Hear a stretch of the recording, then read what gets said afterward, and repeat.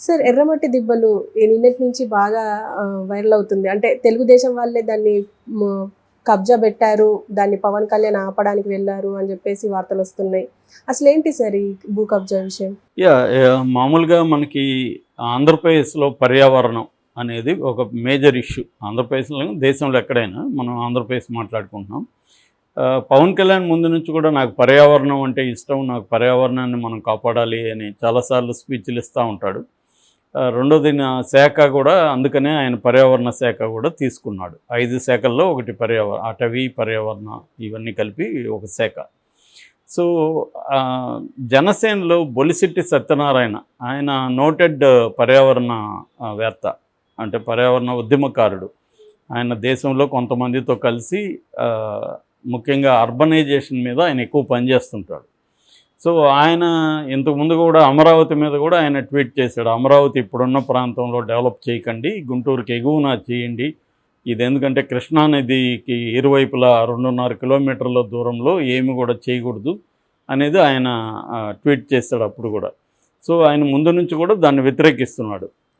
అంటే వాళ్ళు అర్బనైజేషన్ ఎలా ఉండాలి, సిటీస్ ఎలా ఉండాలి అనేది ఎన్విరాన్మెంటల్ యాంగిల్. ఎన్విరాన్మెంట్ అంటే నథింగ్ బట్ అదేదో మనిషికి సంబంధం లేని విషయం కాదు. చాలామంది ఎన్విరాన్మెంట్ అంటే అదేదో ప్రకృతి, దాన్ని కాపాడడం ఏందిరా అని అనుకుంటారు. ఎన్విరాన్మెంట్ అంటే మన జీవితంలో ఒక భాగమే. మనం అదేదో వృక్షో రక్షిత అని టీటీడీ వాళ్ళు పెడుతుంటారు. వృక్షాలని మనం రక్షిస్తే అవి మనం రక్షిస్తాయి. అలాగే ఎన్విరాన్మెంట్ కూడా మన కోసమే. మన ఇప్పుడు ఇమ్మీడియట్ ప్రయోజనాల కోసం చేస్తే ఇంకొన్ని రోజుల తర్వాత ప్రకృతి అనేది ఒక నేచురల్గా ఏర్పడిందా అని మనం డిస్టర్బ్ చేస్తున్నాం. కొన్ని డిస్టర్బ్ చేయకుండా అసలు జరగదు. అసలే డిస్టర్బ్ చేయకుండా మనిషి బతకలేడు. ఈవెన్ ఆదిమ కాలంలో కూడా కొంతవరకు వాడికి కుదిరినంత వరకు అడవుల్ని డిస్టర్బ్ చేయకుండా వాళ్ళు బతుకుంటారు. కానీ ఒక గ్రీడ్ పెరిగిపోయింది ఇప్పుడు మనకి. ఎంతైనా సరిపోదు కాబట్టి విపరీతంగా మనం ప్రకృతి వనరుల్ని దోచుకోవడం అనేది మొదలైంది. సో, దీనివల్ల వచ్చే డిస్టర్బెన్సు ఫ్యూచర్ జనరేషన్లకి ఎటువంటి ఇది ఉంటుంది. ఇప్పుడు ఫ్యూచర్ అన్నీ కూడా అవసరం లేదు. ఒక 5-6 ఏళ్లలోనే మార్పులు వచ్చేస్తున్నాయి. ఒక నగరంలో ఉండే నదుల్ని లేకపోతే కాలువల్ని, చెరువుల్ని మనం కానీ డిస్టర్బ్ చేసి ఆక్యుపై చేసుకుంటే ఇమ్మీడియట్ ఫలితమే కనబడుతుంది. నెక్స్ట్ ఇయరే వర్షాలకి మొత్తం గందరగోళం అయిపోతుంది ఆ నగరం. సో, ఫర్ ఎగ్జాంపుల్ చిత్తూరు జిల్లాలో మా ఫ్రెండ్ ఒక ఆమె రీసెర్చ్ చేసింది. 8,000 చెరువులు ఉన్నాయంట ఒకప్పుడు. ఇవాళ 500 చెరువులు ఉన్నాయి. అంటే మొత్తం ఆక్యుపై చేసేసుకున్నారు. సో, దానివల్ల వాటర్ మనకి నిల్వ లేకపోవడం వల్ల మొన్ననే చూసాం కదా బెంగళూరులో వాటర్ క్రైసిస్ ఎలా ఉందో. సో, ఇలాంటి క్రైసిస్ మొత్తం ఇంకొక 30 ఏళ్లలో దేశవ్యాప్తంగా వాటర్ క్రైసిస్ రాబోతుంది, వాటర్ యుద్ధాలు రాబోతున్నాయనేది చెప్తున్నారు.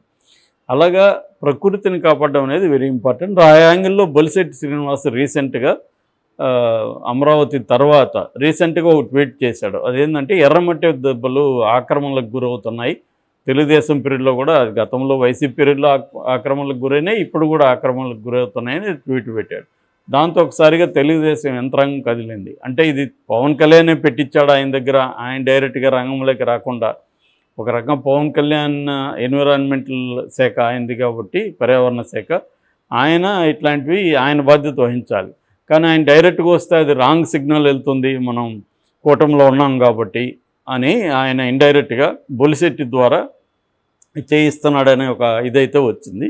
అసలు ఏంటి ఎర్రమట్టి దిబ్బలు, వాటిని ఎందుకు పరిరక్షించాలి అనుకున్నప్పుడు, ఎర్రమట్టి దిబ్బలు అంటే యాక్చువల్ మట్టి కాదు, అది శాండ్.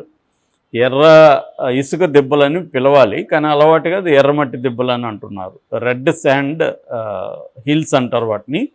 ఇవి ప్రొఫెసర్ రాజశేఖర్ అని ఆంధ్ర యూనివర్సిటీకి సంబంధించి ఆయన రీసెర్చ్ చేశారు. ఆయన దీని మీద రాశారు కూడా.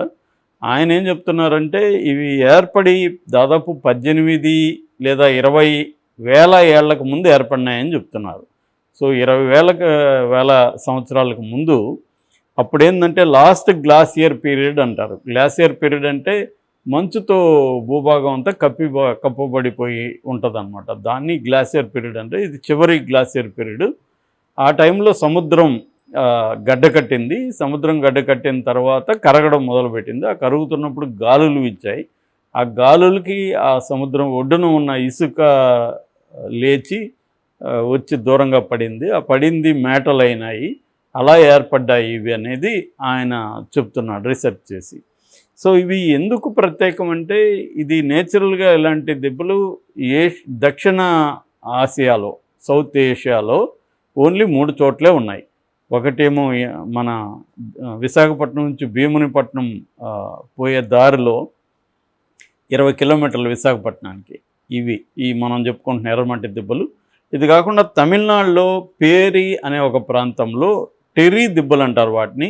అవి తమిళనాడులో ఉన్నాయి. అయితే తమిళనాడులో ఏంటంటే సముద్రానికి అవి కొంత దూరంగా ఉండడం వల్ల అవి ఎంత పాపులర్ కాలేదు. ఇదేంటంటే సముద్రానికి మధ్యలో రోడ్డు మాత్రం అడ్డం పక్కనే ఉంటుంది ఈ దిబ్బలు. సో అందువల్ల ఇవి పాపులర్ అయినాయి. మూడవది శ్రీలంకలో ఉంది. ఈ 3 మాత్రమే దక్షిణ ఆసియాలో ఉన్నాయి. అందువల్ల ఈ దిబ్బల్ని 2012లో మన దేశానికి సంబంధించిన జియోలాజికల్ సర్వే ఆఫ్ ఇండియా అంటారు, అంటే భౌగోళిక దీన్ని సర్వే చేసి ప్రిజర్వ్ చేసే సంస్థ, ఈ సర్వే నేషనల్ జియో హెరిటేజ్ మోన్యుమెంట్గా దీన్ని డిక్లేర్ చేసింది. మనకి ఇలాగా నేషనల్ జియోగ్రఫికల్ హెరిటేజ్ మోన్యుమెంట్స్ ఇండియాలో 34 ఉన్నాయి. అందులో ఇదొకటి అనమాట. అంత ఇంపార్టెంట్గా మనం చెప్పుకోవచ్చు. కడపలో ఒకటి ఉంది, మంగంపేట గనులు అంటారు అక్కడ. తిరుమల ఏరియాలో 2 ఉన్నాయి ఇట్లాంటి హెరిటేజ్ మోన్యుమెంట్స్. సో ఆంధ్రప్రదేశ్లో మొత్తం 4-5 కూడా లేవు, అందులో ఇదొకటి అనమాట ఈ 34 మోన్యుమెంట్స్లో. సో ఈ మొత్తం ఎర్రమట్టి దిబ్బలు దాదాపు 1200 ఎకరాల్లో ఉంటుంది. అందులో 292 ఎకరాలని ప్రధానంగా ఈ మోన్యుమెంట్గా డిక్లేర్ చేసింది GSI, geographical survey of India.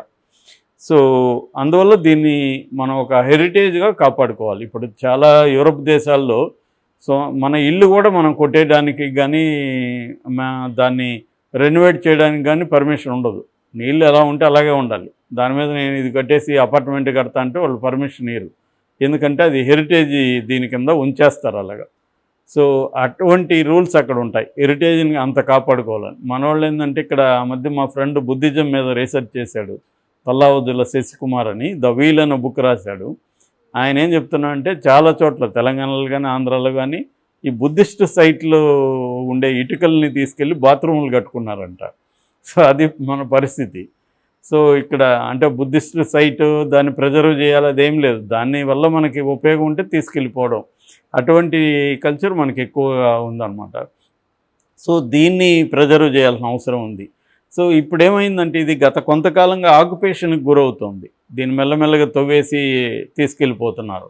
ఇది వైసీపీ తెలుగుదేశం అనేమి లేదు, ఏ గవర్నమెంట్ ఉన్నా జరుగుతుంది. ఎందుకంటే ఏ రకమైన వనరులు ఉన్నా కూడా వాటిని దోచుకోవడం అనేది రాజకీయ నాయకుల పని. లేకపోతే వాళ్ళకి డబ్బులు ఎక్కడి నుంచి వస్తాయి, ఇంతంత ఖర్చులు ఎక్కడి నుంచి పెడతారు, ఎన్నికలలో ఒక్కొక్కరు 50 కోట్లు 100 కోట్లు ఎక్కడి నుంచి వస్తాయి, మళ్ళీ ప్రజల నుంచి లాగాల్సిందే కదా వాళ్ళు. సో అందువల్ల అట్లాగే పార్టీ ఫండ్స్ ఇస్తారు, ఇవన్నీ ఎక్కడి నుంచి వస్తున్నాయి మనం చూసాము. మొన్న ఎన్నికల్లో ఒక్కొక్కరు 100 కోట్లు ఖర్చు పెట్టిన ఎంపీ క్యాండిడేట్లు కూడా ఉన్నారు. 100 కోట్లు అంటే అతను ఇంకొక 200-300 కోట్లైనా ఆయన పీరియడ్లో మినిమం సంపాదించుకోవాలి. ఎందుకంటే ఇప్పుడు పెట్టింది రావాలి, మళ్ళీ నెక్స్ట్ పెట్టడానికి కూడా సంపాదించుకుంటాడు. ఎందుకన్నా మంచిదని రిజర్వ్ ఫండ్ కూడా పెట్టుకుంటాడు. కాబట్టి అందుకనే మనకి ఎవరికి చూసినా 1000 కోట్ల సంపాదన అంటే ఎక్కడి నుంచి వస్తుంది? ఇవన్నీ సక్రమ మార్గంలో అయితే చాలా ఏళ్ళు పడుతుంది కదా, అంత క్విక్గా మనీ రాదు కదా. సో అందుకని కాదేది కబ్జాకు అనర్హం అన్నట్టుగా అది హెరిటేజా లేకపోతే బుద్ధిస్ట్ సైటా ఏం అవసరం లేదు, దీంట్లో డబ్బులు ఉందా లేదా అనేది కావాలి. ఇప్పుడు వైసీపీ వాళ్ళు గతంలో ఇదే పని చేశారు. ఇప్పుడు గవర్నమెంట్ రాగానే వీళ్ళు మొదలుపెట్టారు. ఆల్రెడీ జేసీబీలు ఉన్నాయి. దీంతో ఎప్పుడైతే పవన్ కళ్యాణ్ ఇండైరెక్ట్గా దీని మీద కదిలాడో అప్పుడు తెలుగుదేశం యంత్రాంగం కూడా కదలాల్సి వచ్చింది. గంటా శ్రీనివాసరావు అక్కడికి పరుగులెత్తాడని చెప్తున్నారు. జాయింట్ కలెక్టర్ జేసీ మయూర్ అని ఆయన అక్కడ వెళ్ళేసరికి జేసీబీలు ఉన్నాయంట అక్కడ. సో ఆయన గట్టిగా అందరిని అరిచాడు, ఇప్పుడు జేసీబీలు ఉంటే మీరు ఎందుకు సీజ్ చేయట్లేదని. సో అవి కళ్ళ ముందే, మీడియా కళ్ళ ముందే ఇవన్నీ జరిగాయి. సో ఇప్పుడు వీళ్ళు ఏంటంటే కొంతమంది ఏమో లారీలు తరలించారు. ముందుగానే వాళ్ళకి న్యూస్ వెళ్ళిపోయి ఉంటుంది కదా, మన వాళ్ళు వస్తున్నారు మీరు తరలించండి బాబు మళ్ళీ ఇబ్బంది అని. అలాగా వాళ్ళు ఖాళీ చేశారు. కానీ కొన్ని జేసీబీలు అక్కడే ఉండిపోయినాయి. తర్వాత ఇంకోటి ఏం జరుగుతుందంటే అక్కడ భీమినిపట్నం ఎయిడెడ్ కోఆపరేటివ్ బిల్డింగ్ అని ఒకటి కడుతున్నారు. దాన్ని ఆ బిల్డింగ్ సంబంధించి కూడా ఆక్యుపేషన్ అని చెప్తున్నారు.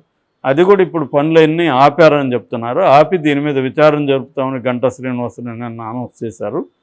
సో ఓవరాల్గా పవన్ కళ్యాణ్ వల్ల ఇది కొంత మేలు జరుగుతుందేమో అన్న హోప్ అయితే వస్తుంది. కనీసం ఎన్విరాన్మెంట్ని పవన్ కళ్యాణ్ ప్రొటెక్ట్ చేయడానికి తన ఇనిషియేషన్ ఏమన్నా తీసుకుంటాడా అనేది చూడాలి మనం. ఇంకా ఎందుకంటే చాలా ఇష్యూస్ ఉన్నాయి.